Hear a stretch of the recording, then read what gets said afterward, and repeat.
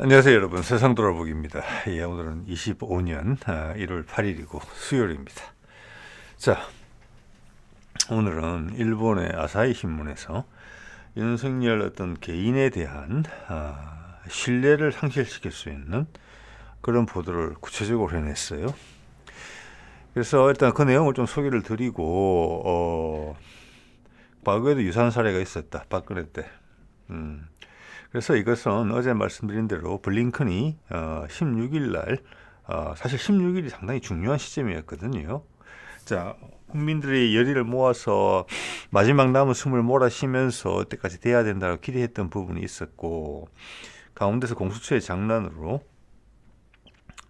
모든 것이 무력화될 수 있는, 자, 체포 국면에서 벗어날 수 있는, 그래서 전체 여론의 흐름이 윤석열 쪽으로 기울어질 수 있는, 국민들이 어느 정도 마음을 접어야 되는, 쉽지 않구나라는 생각, 분노해서 안 되는 거 아닌가라는 그렇게 딱 분위기가 넘어가는 시점이었고, 거기에 맞춰서 국민의힘 의원들 40명 이상이 아침에 새벽에 나타났었죠. 16일 날.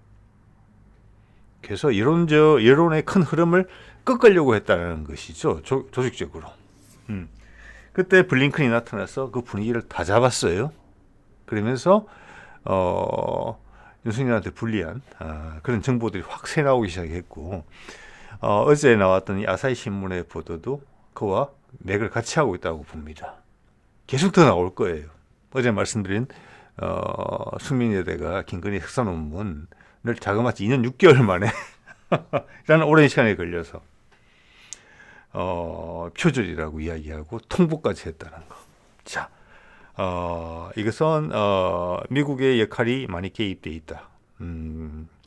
자, 오늘은 거기에 이어지는 패턴이 같은 패턴이 계속 이어지고 있다, 이렇게 말씀드릴 수 있을 것 같아요. 그런 신호들에 대해서 이제 말씀을 드려보겠습니다. 참, 그리고 오늘 법원에 체포영장이 다시 발부됐죠. 분위기가 다시 이제 키워지는 거예요. 그래서 사람들이 지쳐가고 있잖아요. 국민들이 조마조마하다가, 자, 그것을 허해진 마음을 보양시킬 수 있는 추가의 정보들이 계속 공급되고 있다. 저는 그렇게 개인적으로 이해를 하고 있습니다. 여러분은 또 나름 생각이 있으시겠지요?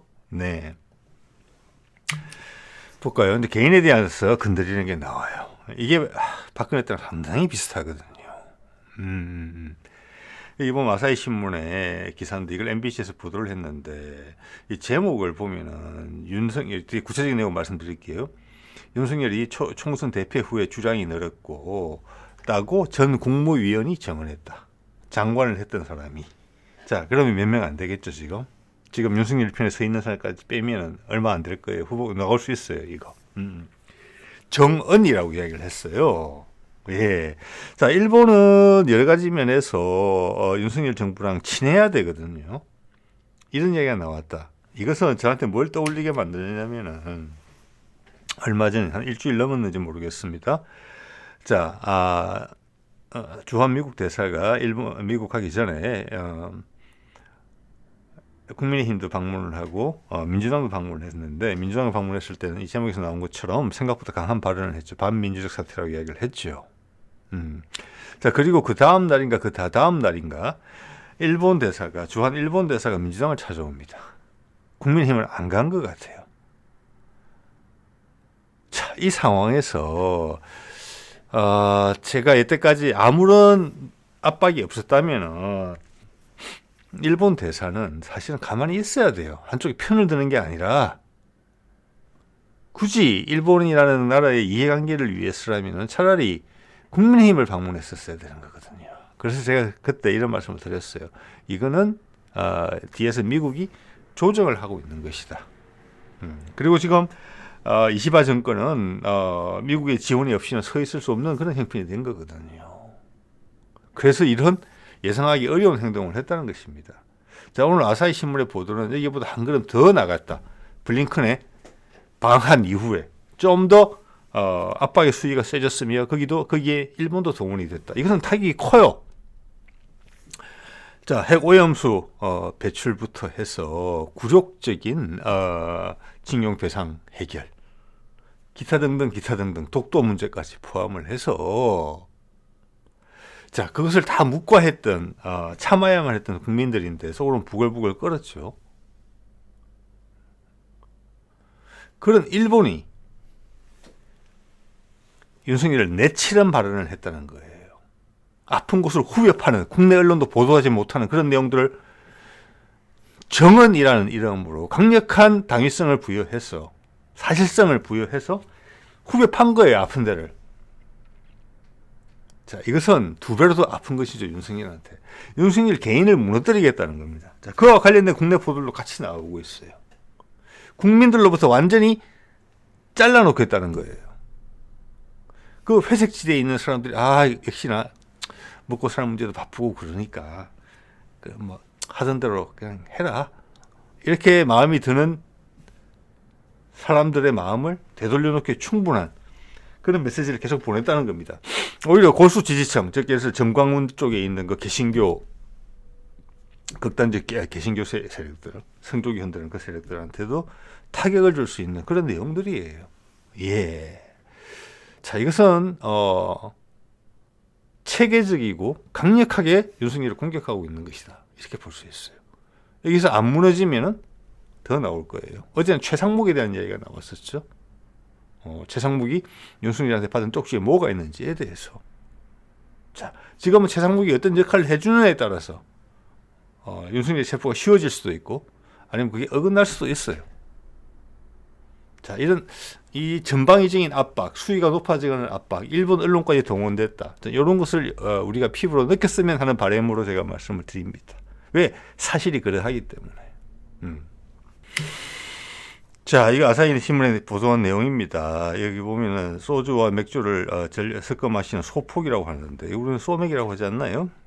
전직 장관이 인용해서 보도했다. 항상 20잔 정도 들이마셨다. 고도 회상했습니다. 이런 말까지 쓸 필요 없는 거잖아요, 사실은. 자, 소맥이 20잔이면 뭐 여러분들도 많이 소맥을 마셔보셨을 테지만 제가 이해하기로 소맥에는 소주 한 잔 들어갑니다. 그리고 같은 알코올 아마 양이겠죠. 그러니까 맥주로 치면 분량은 좀 많은. 그래서 소맥을 한 잔 마시면 소주를 최소한 2잔은 마신 거예요. 그걸 20잔 마신다? 그러면 소맥 한 잔이 소주 2잔 분량의 알코올이 들어있다고 봤을 때 40잔을 마신다는 거예요. 그럼 한 7잔 나오잖아요, 소주 한 병에. 예. 그러면은 소주를 6병가량 마신다는 거예요, 한 자리에서. 그게 윤석열의 주장이라는 겁니다. 소주 한 6병 정도.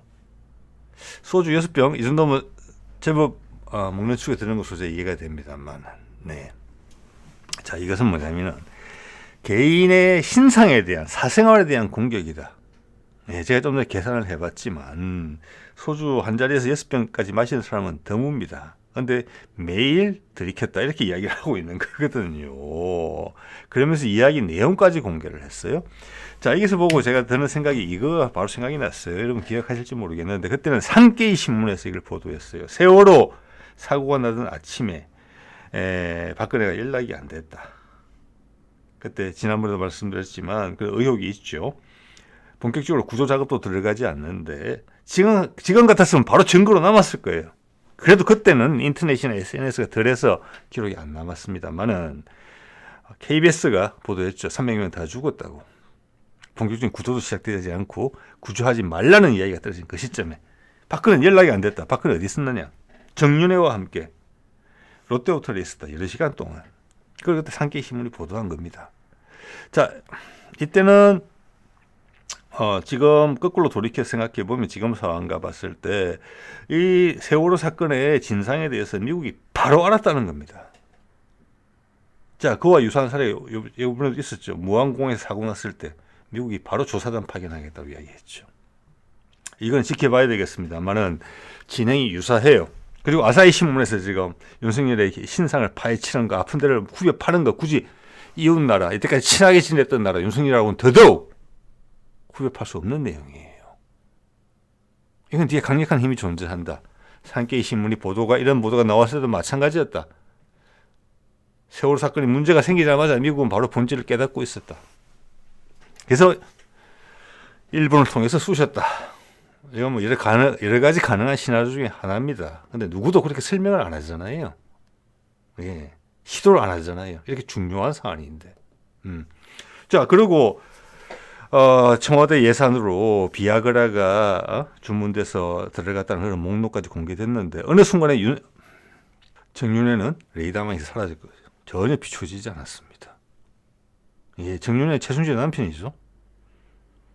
최순실은 최태민의 딸입니다. 최태민 목사는 박정희 때도 보면은 박근혜를 정신적으로 육체적으로 지배하고 있다 이야기를 했었거든요. 그는 증언은 많이 있습니다. 보도를 잘 안 탈 따름이지. 정윤회의 역할은 뭐였느냐? 최태민의 역할을 대신했다고 많이 의심을 받고 있잖아요. 사라졌잖아요. 자, 그때는 이런 치부들에 대한 의혹이 나왔었죠. 이번에는 아사히 신문에서 후벼 파고 있는 거죠. 패턴이 같다는 말씀 드리는 겁니다, 제가. 그리고 윤석열의 말을 구체적으로 이야기를 해요. 국내에서 의혹이다. 일부 윤석열이 반대하는 소위 좌파 언론에서 보도하는 그런 내용들을 일본이 확인을 해주고 있는 거예요. 그것도 윤 대통령 척건이라는 이름으로 반국가 세력이라는 단어는 정치인들이 일반적으로 쓰는 말이 아닌데 그거 유튜버들의 표현을 따라하는 것. 그거 유튜버 본다한다. 열심히 본다. 그대로 정책을 하고 있다. 이야기를 확인해 주는 거예요. 아사히 신문께서. 여러분 우리나라 조선일보나 동아일보나 그 외에 다른 국내 주요 일간지에서 자기 스스로의 보도를 스스로의 취재를 통해서 일본 정치에 자민당의 어두운 구석을 후벼 파는 기사를 본 적이 있으십니까? 저는 못 본 것 같아요. 네, 박근혜 산케이, 윤석열 아사히. 네, 자 유튜브만 보지 말고 주요 언론들의 논조에 관심을 기울여 여론 동향을 파악해야 한다라고 윤 대통령의 주변 인사 일부가 이야기했다. 자, 이건 여러 가지 이야기가 있어요. 주변에서 도망을 친다는 거예요. 사람들이 정을 끊으려고 한다는 거예요. 윤석열과의 인연이 나하고 더 이상 도움이 안 되고 내 앞으로 남은 인생에서 크게 제약 요인이 될 수 있기 때문에 불었다. 이런 느낌을 지금 주고 있어요. 뒤에 좀 더 말씀드리겠지만 그런 것들이 줄줄이 나오고 있어요. 이건 뭐 때문에 그것들이 왜 어떤 확신을 가졌길래 이런 말을 했겠느냐. 그래서 블링컨의 방문이다. 어제도 말씀드렸죠. 어제인가 그젠가 말씀드렸습니다.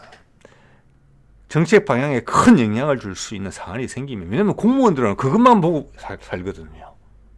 이 대통령 지나면 다음 대통령, 그 사람이 어떤 성향일까? 어떤 분위기일까? 어떻게 내가 맞춰야 될까? 어디까지 저항해야 될까? 어디까지는 싫지만 따라해야 될까? 초미의 관심사거든요. 그게 금방 퍼져요, 말이. 중앙부처 과장급, 지금 한 4급 정도 되는 데까지는 금방 퍼지고, 그 정도까지 퍼지면 실무 과장이고 밑에 팀원들이 있거든요. 사무관들이 있고, 주무관들이 있고, 그럼 당연히 들어진다고 봐야 되겠죠. 그 정도 사안이었다. 블링컨의 방문이 저는 그렇다고 본다는 것입니다. 왜? 지금은 탈출하고 있잖아요, 사람들이. 이런 말을 뱉으면서. 거기다가 아사히 신문이 거들어서 이러고 있는 거잖아요. 아사히 신문의 독자적인 판단이었겠느냐, 이런 기사가 나는 게 아니라고 저는 생각한다는 것입니다. 기존에 아사히 신문만이 이렇게 판단을 하려면 일본의 국익에 반하는 거예요. 이게 지금 일본의 국익에. 예. 그 다음 대통령은 오히려 고함만 지를 뿐 귀 기울이지 않았다. 그래서 결국은 이런 상황까지 치달았다.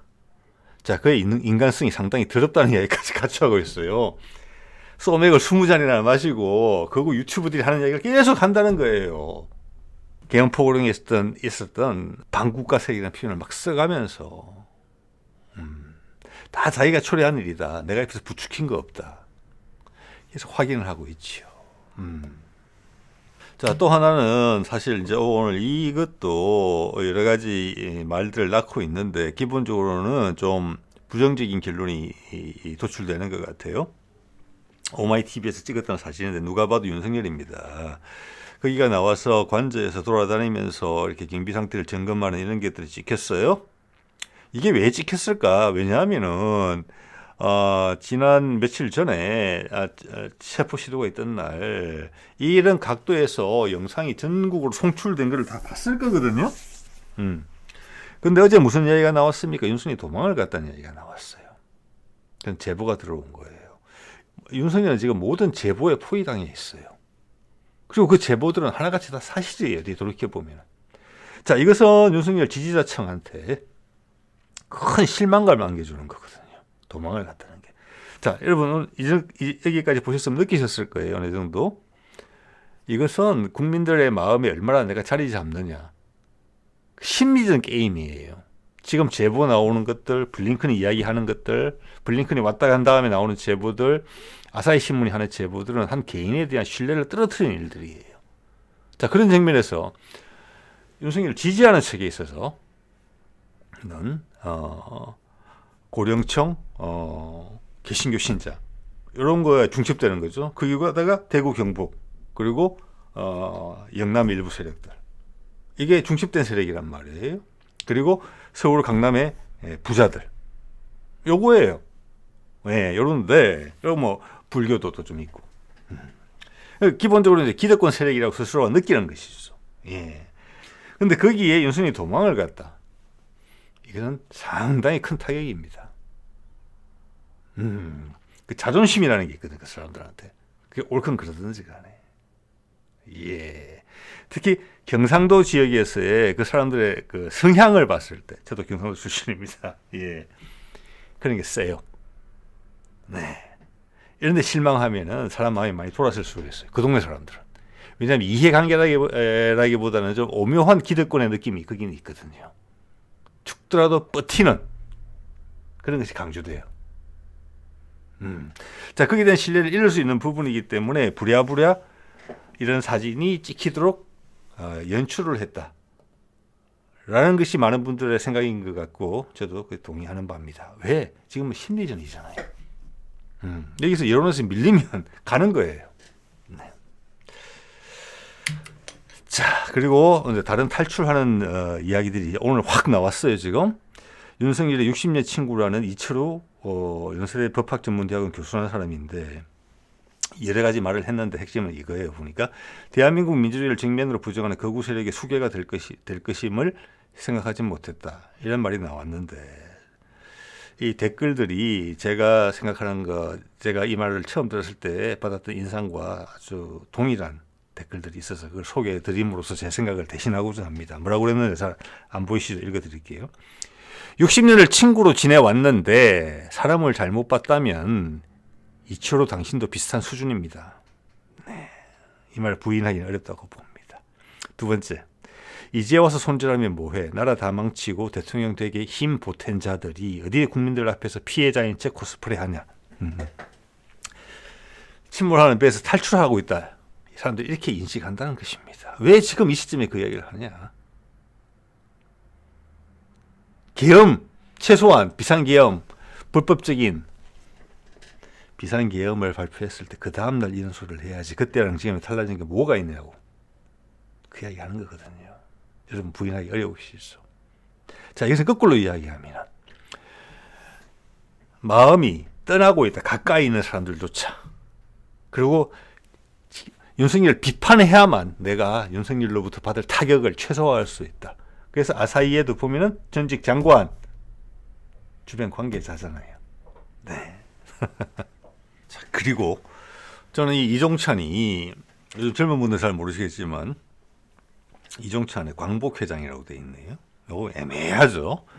광복회장이라면은 어떻게 보면 우리 그 독립운동가들을 지지해야 되는 입장인데 윤석열의 멘토였다.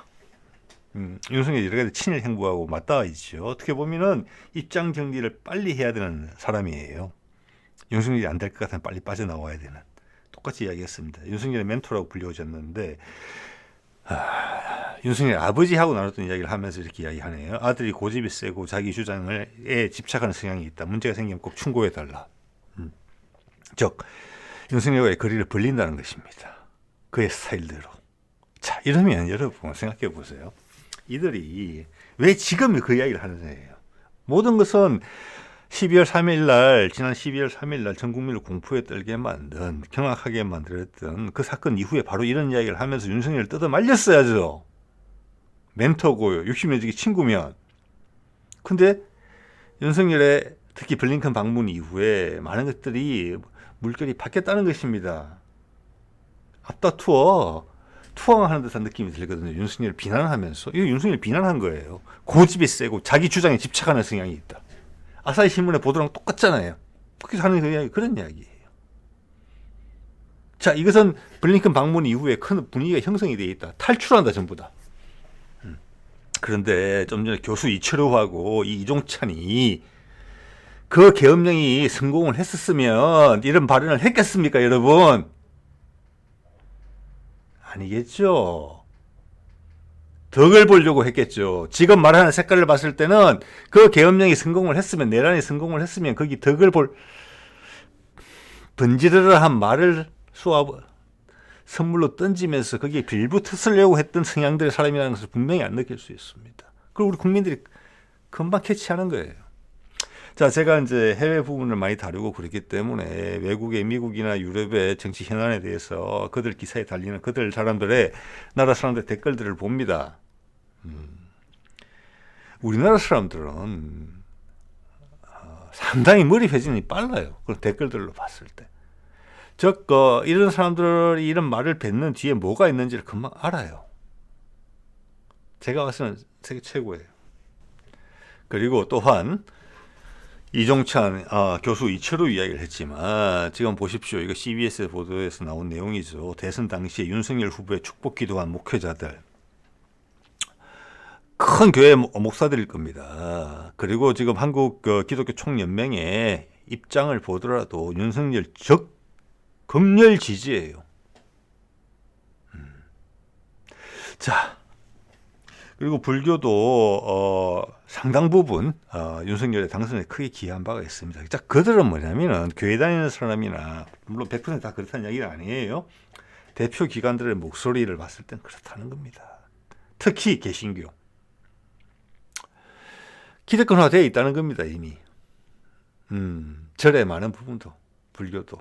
네. 자, 이 다음에 아마 교수 이철규, 이종찬처럼 교회에서도 탈출 신호를 보내야 될지 모르겠어요.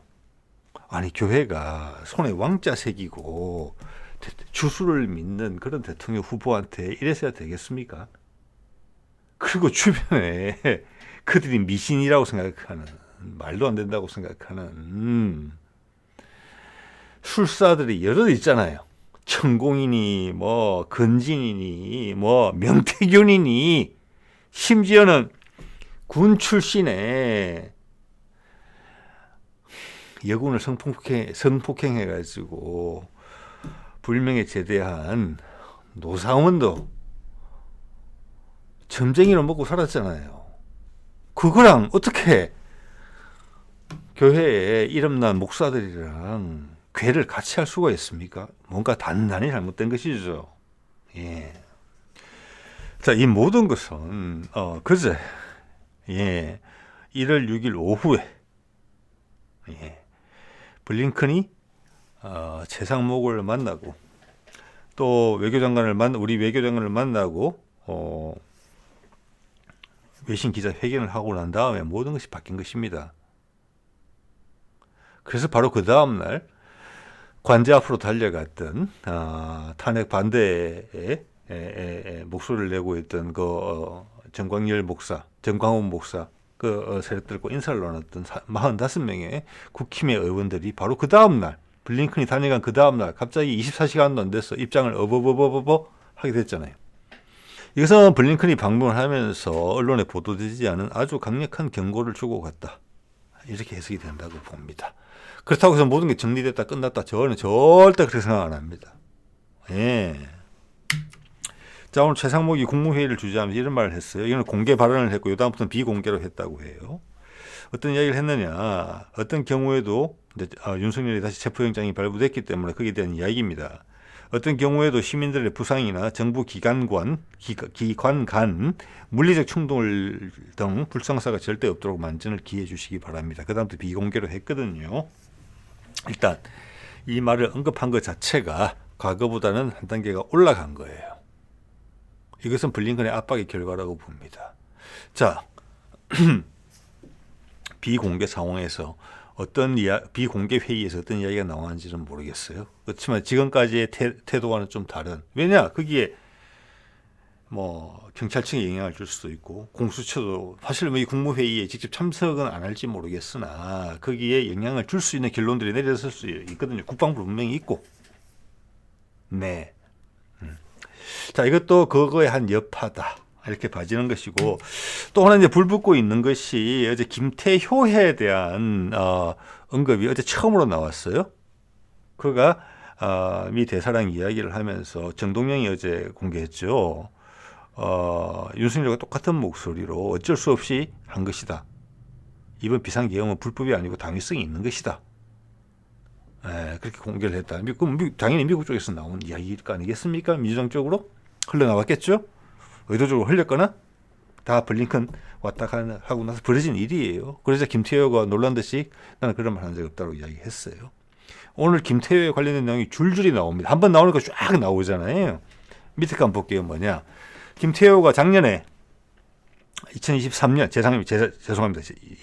재작년이네. 23년에 강원도에 있는 AICD 훈련소를 갔다. 그래서 훈련 장면도 봤다. 그래서 이것을 뭐 김병주가 이야기를 하면서 나는 육군 대장인데 한 번도 못 가봤다. 뭐 이런 류의 이야기를 하는 것인데 왜 갔느냐. 자, 이번에 AICD 요원이 40명, 45명 동원이 됐습니다. 주로 북쪽에 가서 북의 수뇌부를 제거하는 역할을 맡게 되는 부대예요. 자, 거기다가 위에 하나 더 나왔어요. 김태효 안보실 차장이 드론사도 방문했다. 드론 사령부도. 이건 뭐냐? 이번에 드론 사령부는 어떤 의심을 받고 있습니까? 북한의 평양 상공에 무인기 보냈던 거, 그거는 드론사에서 한 것입니다. 우리는 뭐 인정도 안 하고 부정도 안 했죠. 보낸 겁니다. 우리 기종이니까.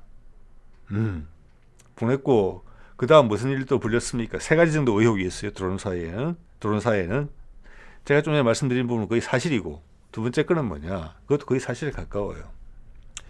자, 탈북단체가 북한으로 삐라를 더 이상 못 보내게 되니까 드론사에서 그것을 탈북단체에서 보낸 삐라 풍선과 똑같은 풍선을 제작해서 계속 보냈었다는 겁니다. 이것도 거의 사실이에요. 자, 그걸 보냈을 때마다 북한에서 우리한테 풍선을 보냈어요. 그게 30몇 번까지 되고 말았어요. 그런데 그리고 그때마다 북한이 우리한테 삐라 풍선, 오물 풍선을 보낼 때마다 우리는 경고 문자를 받았어요. 여러분 휴대폰으로. 그런데 비상계엄 내란 시도가 있고 난 후로는 저는 한 번도 문자를 받은 적이 없습니다. 그때 이후에 작업을 안 했다는 거예요. 드론사에서. 자, 세 번째 의혹은 뭐냐. 이것은 지난번에 김어준이 폭로한 거죠. 북한 드론으로 위장을 해서 국내에 있는 미군 기지를 공격한다는 부분이 있었어요. 자, 지금 쭉 앞뒤 정황을 봤을 때 김어준한테 도망가라, 한동훈한테 도망가라, 그리고 이렇게 좀 전에 말씀드린 그런 언지를 줬던 것은 누구냐? 미국이라고 의심이 된단 말이에요. 미국 다 알고 있는 거예요. 블링컨이 왔을 때 블링컨은 많이 알고 있는 거예요. 그래서 그런 말을 해놓고 간 거예요. 자, 여기도 김태효가 들어가서 확인을 했다. 자, 김태효는 안보실 1차장인데 안보실 1차장, 2차장이 있는데 1차장은 주로 핵심 업무가 대외 업무입니다. 근데 HID 갈 필요가 없다는 거고, 여기에 북한에 드론을 보내는 부분에 대해서 갈 필요가 없다는 거예요. 자기의 관할 사항이 아니라는 겁니다. 즉 이것은 뭐냐? 그가 지금 계엄과 관련해서 그 전제 조건인 북한과의 충돌 관계를 발생시키는 데 있어서 주도적인 역할을 했다는 것을 이것들이 의미하고 있는 거예요. 이 모든 것이 블링컨이 다녀가고 나서 발생한 일들이에요. 이건 엄청난 문제거든요. 내란 더하기 외환죄예요. 외부의 전쟁을 일으키려고 했으니까. 모략을 통해서.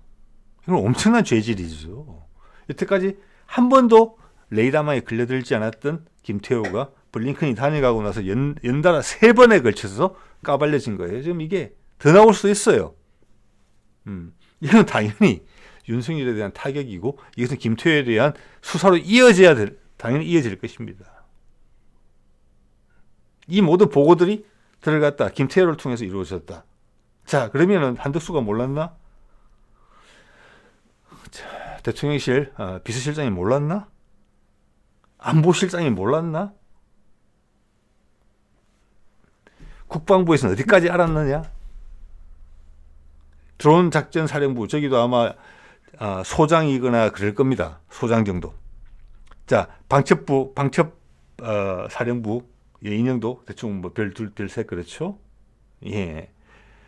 그리고 정보사의 문상호도 소장이었죠. 자, 여기서 더 가지치기가 된다는 것입니다. 지금 사실은 검찰의 주요 수사 방향은 내란죄였어요. 외환죄는 거의 조사가 안 되고 있어요. 거기로 불길이 옮겨 붙는다는 거예요. 예, 이게 중요한 부분입니다. 예. 자, 그래서 이런 부분들이 어제 이제 김건희 건을 포함해서 지금은 되게 약한 것만 나오고 있거든요. 오늘 아사히 올라탔잖아요. 그것들이 블링컨이 방문하고 나서 다 발생한 일들이에요. 블링컨의 방문 목적이 뭔지가 뚜렷해지는 겁니다. 난 싹 다 알고 있다. 자, 그러면서 저는 하나 더 의심하는 것이, 이것은 제 뇌피셜입니다. 블링컨이 이런 상황에 와서, 이런 다급한 상황에 와가지고 이미 사고 나서 수습이 다 됐잖아요. 유해를 전부 다 제대로 수습해가지고 가능한 예쁘게 수습해서 유족단한테 전달했잖아요. 이제는 무한항공, 제주항공, 무한공항의 제주항공 사고 원인을 밝히는 단계로 넘어갔단 말이에요. 자, 그거 외국에서 이미 뭐 바이든이 한번 위조의 말을 했기 때문에 제가 봐서는 블링컨이 급하게 와가지고 그런 이야기까지 할 필요는 저는 없다고 보거든요. 근데 블링컨이 굳이 이렇게 이야기했잖아요.